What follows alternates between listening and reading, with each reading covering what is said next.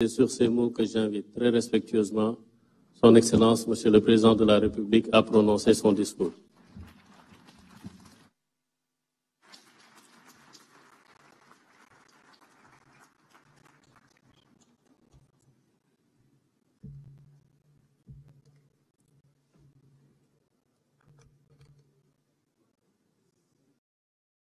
Monsieur le Président de l'Assemblée nationale, Monsieur le Premier ministre, Mesdames, Messieurs les membres du gouvernement, honorables députés,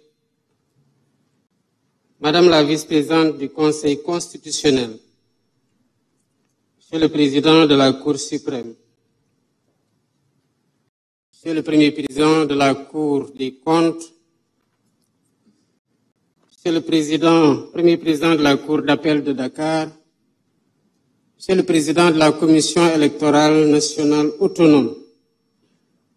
Monsieur le Président du Conseil national de régulation de l'audiovisuel, Monsieur le Président du Haut Conseil du dialogue social, notabilités religieuses et coutumières, Mesdames, Messieurs les représentants de la société civile, Mesdames, Messieurs les représentants des syndicats et organisations socio-professionnelles, chers invités en vos rangs, titres et qualités, Mesdames, Messieurs,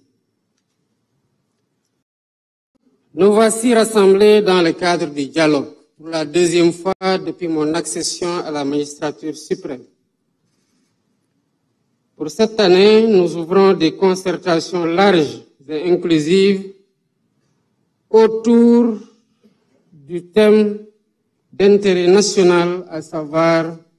le système politique. En assistant à cette belle rencontre qui nous réunit et qui réunit toutes les forces vives de la nation, nous répondons à l'injonction du respect de la date codifiée dans le calendrier républicain. Ce dialogue en temps de paix nous enracine davantage dans la tradition continue de concertation et de préservation d'une paix sociale qu'il nous incombe de construire en permanence. Mesdames, Messieurs, l'implication de toutes les sensibilités de notre société dans la gouvernance institutionnelle de l'État, et s'il en était encore besoin, une preuve de la rupture systémique qui traverse aujourd'hui toute l'action publique. Ma conviction profonde est qu'au-delà des acteurs politiques, lorsqu'il s'agit de se projeter dans le temps long des réformes qui façonnent notre système politique, toute la société a voix au chapitre. Ainsi devons-nous définir par la quête du consensus et par les délibérations collectives, la charpente institutionnelle et normative qui préfigure la vie de notre société politique. C'est toute la vertu d'un dialogue organisé en temps de paix. Non pas donc pour juguler une tension sociopolitique stressante pour toute la collectivité, mais pour écrire ensemble des pages encore plus belles de notre récit politique national. Mesdames, Messieurs, l'expression « le Sénégal est un pays de dialogue » n'est pas le fruit du hasard. Nous la devons à un héritage consolidant de Pencho et de Disso, à une conscience politique mûrie par l'histoire, à une culture de la pondérance héritée de nos devanciers. Notre responsabilité, c'est de préserver cet héritage et de le transmettre intact. Au demeurant, nous devons nous garder de l'immobilisme ou du statu quo. Nous devons interroger régulièrement les dynamiques sociétales dans notre cher pays. En effet, les tensions qui ont traversé le Sénégal sont encore trop vivaces pour être oubliées. Des vies ont été fauchées. Des familles pleurent encore leurs morts. Des blessures morales attendent d'être pensées. En ma qualité de président de la République, je m'incline avec respect devant la mémoire de toutes les victimes qui, de l'indépendance à nos jours, jalonnent le douloureux chemin de notre marche vers une démocratie achevée. J'exprime à leurs familles, à leurs amis et à leurs compagnons de lutte la solidarité de la nation. Mon rôle en tant que garant de l'unité nationale est de tendre la main à toutes et à tous pour rassurer, pour rassembler, pour apaiser et réconcilier, afin de concerter la paix, conforter la paix et la stabilité indispensable au développement économique de notre pays. Dans cette dynamique, le gouvernement assumera la plénitude de sa mission. L'opposition sera respectée et exercera librement ses droits dans le respect de la loi. Mesdames, Messieurs, l'histoire politique récente de notre pays nous commande de réformer pour la postérité. Réformer pour renforcer les acquis démocratiques et garantir davantage la stabilité de nos institutions. Réformer pour expurger de notre système électoral tous les germes de dissension, notamment entre pouvoir et opposition. Aujourd'hui, notre démocratie ne saurait faire davantage l'économie d'une réflexion sur la rationalisation du calendrier électoral, la création d'une commission électorale nationale indépendante, le fonctionnement des organes chargés de l'organisation des élections, l'accès au fichier électoral et sa gestion, la rationalisation des partis politiques et leur financement, le rôle de la justice dans le processus électoral, la dématérialisation du processus électoral, le statut de l'opposition qui doit avoir un contenu réel, l'inscription automatique des primo-votants, la durée des campagnes électorales ou encore les modalités du parrainage, entre autres. Ces concertations, heureusement organisées en dehors de toute échéance électorale, nous offrent une opportunité unique de réfléchir avec sérénité et lucidité sur l'avenir de notre système politique. Ensemble, nous avons la responsabilité de repenser nos institutions en nous appuyant sur les principes fondamentaux de la démocratie, le respect des libertés individuelles et collectives, ainsi que sur les réformes constitutionnelles et législatives indispensables. Les Sénégalaises et les Sénégalais ont eu l'opportunité de contribuer activement à cette réflexion en soumettant plus de 13 000 propositions sur la plateforme Djubanti, lancée seulement le 9 mai 2025. Cela veut dire qu'au-delà de la forte attente de nos compatriotes quant aux résultats de ces assises, cet engouement traduit un encouragement pour tous les participants et un appel pressant au sens de responsabilité afin d'arriver à des consensus forts et productifs. Le peuple sénégalais vous observe.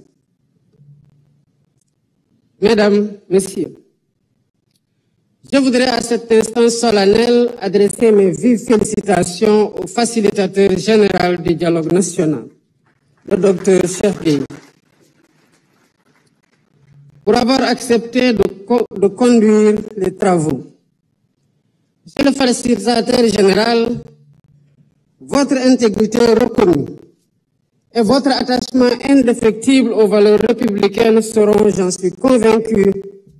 des gages de réussite de ce processus. Je tiens également à saluer avec respect et gratitude l'ensemble des acteurs qui ont répondu à l'appel du dialogue. Votre présence ici aujourd'hui témoigne de votre attachement à la République, à la paix civile et à la grandeur de notre démocratie. Je forme donc le vœu ardent que vos échanges soient empreints de responsabilité, d'écoute et de dépassement de soi, qu'ils soient féconds en propositions audacieuses et réalistes, et qu'ils soient guidés à chaque instant par l'intérêt supérieur du Sénégal. Sur ce, fort de notre engagement commun et de mon attachement indéfectible aux valeurs démocratiques et à la cohésion nationale, je déclare ouverts les travaux du dialogue national sur le système politique. Que Dieu bénisse le Sénégal. Je vous remercie de votre aimable attention.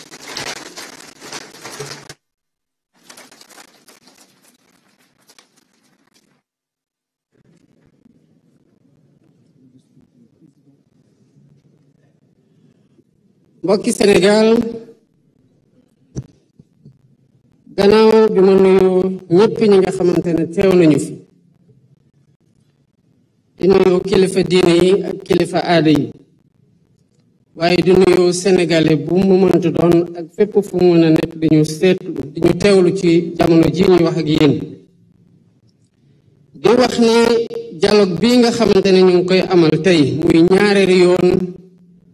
depuis bi ñu ma joxee lenge yi dénk ma réew mi ak ñi ma ci àndal ñu ngi koy waxtaanee jëmale ko ci lii di système politique maanaam jongante yi nga xamante ne dañ koy amee ak nu ñu organiser jongante yooyu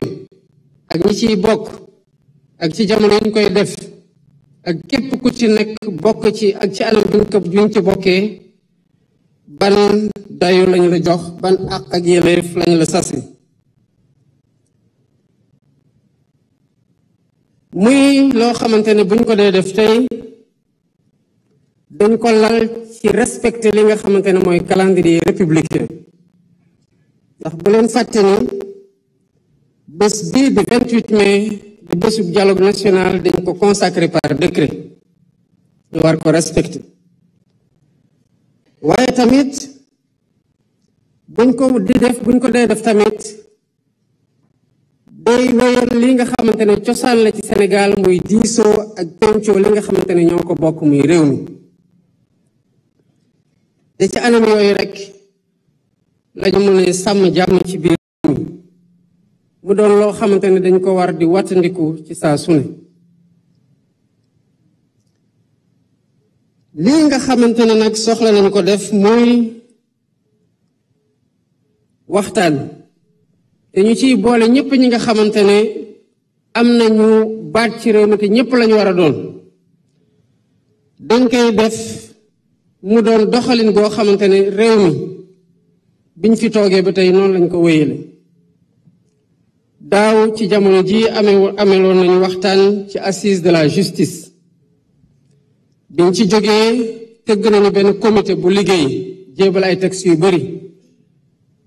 fii ak weer wi ñuy dugg muy weeru juin li ci desandi ci seen liggéey dinañ ko jeexal ñu ngi partager tamit lépp li nga xamante ne tukkee na ci liggéey googu te mu nekkoon consensus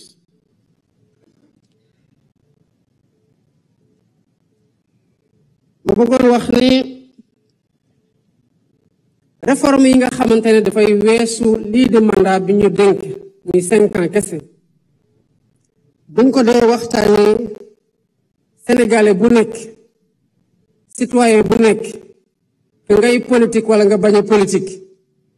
am nga ci baat boo xamante ne war nga ci dugal moo tax sama xel day dal ci bi ma gisee ne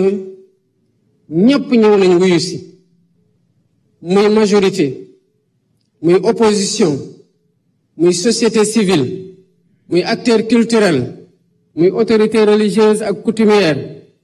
muy artistes yi muy ñëpp waaye rawatina ñu ànd ceeg ñoo xamante ne xëy na xaaratuñu leen noonu sax ñuy déranger wu ci waxtaan gu toll nii waaye ñëw jëmmale ko seen présence ma bëgg ci ndokkale bu baax a baax le président Moustapha Niass ak le président ak la présidente madame Aminata Mbengue Ndiaye. ñu bari ñu wax fii jaar nañu ci code consensuel 92 dëgg la jéego gu mag la woon waaye code consensuel 92 terewul woon li am 93 am. code consensuel 92 ak malgré lum ñu andil terewul woon li xew 2011 2012 am. code consensuel 92 ak malgré réforme yi ci am par la suite terewul woon li am 2021 am li am 2023 am li am 2024 am. kon mënuñu rek tënku ci ne am nañu code bu baax duñ ko gën a ñongal am nañu système politique bu baax duñ ko gën a ñongal. tension yi nga xamante ne Sénégal xam na ko ci jamono yi ñu weesu daf ñuy dëggal na ci war nañoo bañ a fàtte lii nga xamante ne moo fi xew càmbar ko ba xool lan moo ko waral lan moo ci desandi lan lañu war a gën a ñongal. lan moo tax waxtaan ci système politique am solo ci misaal Sénégal tey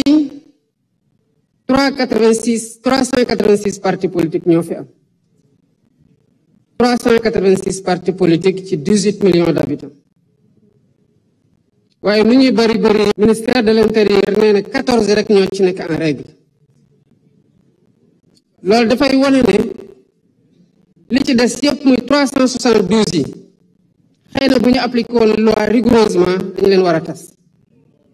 mais su ma yeewu woon en tant que président de la république ne damay appliquer loi tas 372 partis politiques tey doxal loi kese te am ci droit ñan ñoo ci dul wax ñëpp dañ wax ne waa dëgg la waaye waru ko woon defe noonu dañ ko waroon waxtaane googu moo waral bés bii tey ñu waxtaane système politique.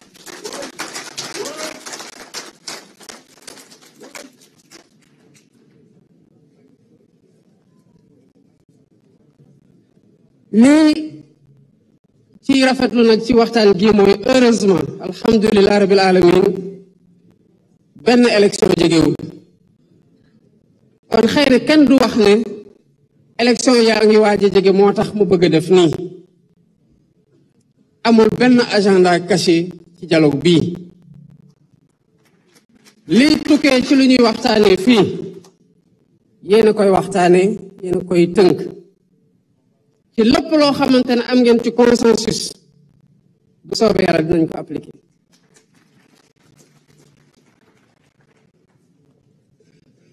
nañu xam ne nag que sénégalais yi rafetlu nañu dialogue bii ndax ñaata ñoo teew fii bu ñu xoolee plateforme jubanti li mat 1,3 def nañu ay contribution wax seen xalaat ci seen gis-gis ci thématique yoo xamante ne moo nekkoon ci terme de référence yi te liñ ci bëggoon mooy ba tax ñu gaaw a partager terme de référence yi mooy sénégalais yi am jotu càmbar ko ku ci ne foo mën di nekk ak foo ko mën di jaarale nga wax sa xalaat. loolu nag dafay wone que am na li sénégalais yi di xaar ci acteurs politiques yi waaye rawatina ci résultat dialogue bii muy rafetlu nañ teewaayu ñëpp ñi nga xamante ne ñëw nañu fekkee dialogue bi muy encouragement ci seen participation waaye tamit soñaate la woote ci sens des responsabilités ngir nit ñi mën a war a mën a am écoute maanaam déglu ubbeeku ci waxtaan gi pour ñu mën a am ay consensus yoo xamante ne buñ ci jógee mu féete ñu gannaaw ba ñu doon loo xamante ne dañ koy soxla waxtaane waat parce que fekk ne jur na jëye bu pare bu ñu dee wax dialogue en temps de paix justement c'est pour moytu dem ba nekk ci ndigg sa rëxal doon doo xool nañ ka lañ ciy génne. il est bien possible ñu waxtaan ci bi jàmm amee pour fagaru jàmm jooj ñu bañ ko ñàkk. fi may jeexalee mooy féliciter le facilitateur général du dialogue muy docteur Cheikh Gueye. gis naa ne buñ ko tànnee ñëpp rafetlu nañu profil bi nga xamante ne moom la ñu tànn may am yaakaar ne conscience bi nga xamante ne dégage wu na ci moom dina yombalal waxtaan gi nga xamante ne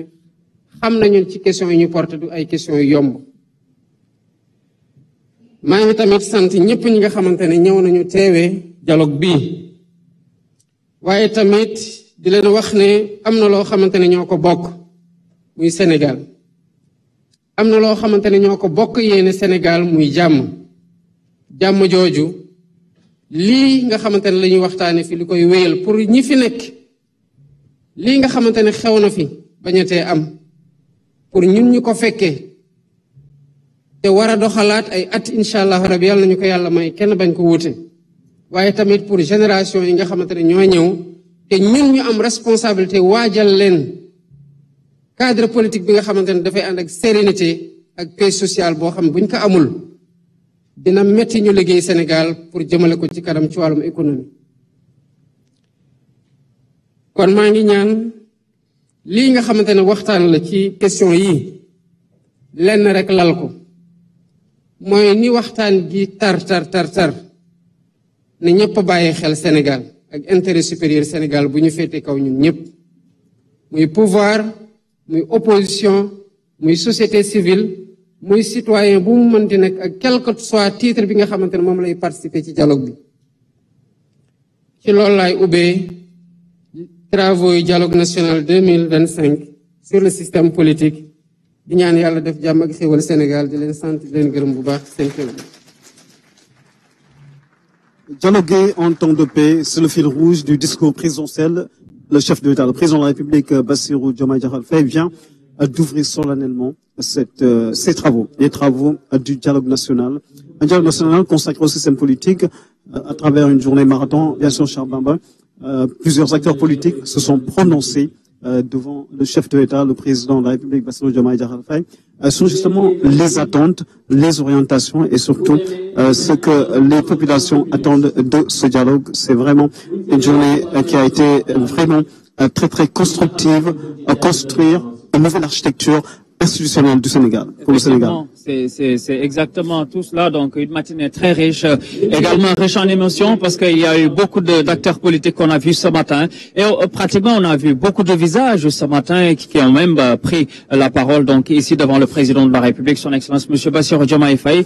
des témoins, des acteurs clés de la scène politique sénégalaise, des icônes, des emblèmes donc de la politique sénégalaise aujourd'hui. C'est véritablement, ça fait ça fait chaud au cœur, et c'est tout un honneur de les voir ce matin réunis autour du chef de l'État pour discuter du système politique, mais également de tous les problèmes qui existent entre donc les acteurs politiques. Donc ça a été un débat sans filtre, donc avec tous les acteurs. On peut dire que c'est une journée de dialogue national sur le système politique véritablement avec des résultats extrêmement probants, parce qu'on a vu des membres même de l'Alliance pour la République, beaucoup même qui sont des anciens ministres qui sont là présents ce matin. Ça témoigne en tout cas de la vitalité démocratique de notre système politique. Le communicateur traditionnel qui a pris la parole a même rappelé le fondement, la nécessité de la vision du chef de l'État qui a tendu la main à tout le monde de venir participer et que toutes les conclusions qui seront scellées, en tout cas, puissent être donc appliquées par toutes les parties. Pape Biram. La richesse des opinions politiques et surtout la variété dans les interventions, les contributions vont sans doute enrichir justement le document final qui sera validé par le chef de l'État. Tous les points qui feront l'objet de